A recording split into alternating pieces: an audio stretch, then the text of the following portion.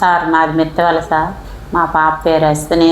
5వ class school నుండి చదువుతుండగా దానితోటి పిల్లడు స్కూల్లో పెన్సిల్తో పొడిస్తాడు.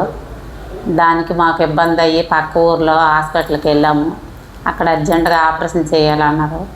ఇలాగ విజయనగరం పుష్పగిరి హాస్పిటల్ మేము వచ్చాము సార్. అమౌంట్ అయితే మా కాడ పెట్టుకునే స్తోమత లేదు సార్. ఎవరికి తోచింది వాళ్ళు 500 1000 రూపాయలు ఇచ్చి సాయం చేసి ఆపరేషన్ చేశారు సార్. ఆ తర్వాత మళ్ళీ ఒక వారం రోజులు పోయిన తర్వాత కూడా చూపు ఆపరేషన్ చేయాలన్నారు సార్. దానికి పెట్టుకోవడానికి కూడా మాకు రెండో స్తోమత లేకపోతే ఆరోగ్యశ్రీ పాప ఏడవకపోతే CMCలో పెట్టారు సార్. దానివల్ల ఈరోజు మా పాపకి కంటి చూపు వచ్చింది సార్. ఈరోజు స్కూల్కి వెళ్ళి చదువుకుంటుంది బాగానే.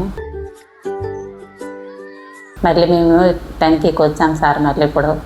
మళ్ళీ వారం రోజులు పోయిన తర్వాత మళ్ళీ తీసుకురమ్మన్నారు. హాస్పిటల్ వాళ్ళకి ధన్యవాదాలు సార్.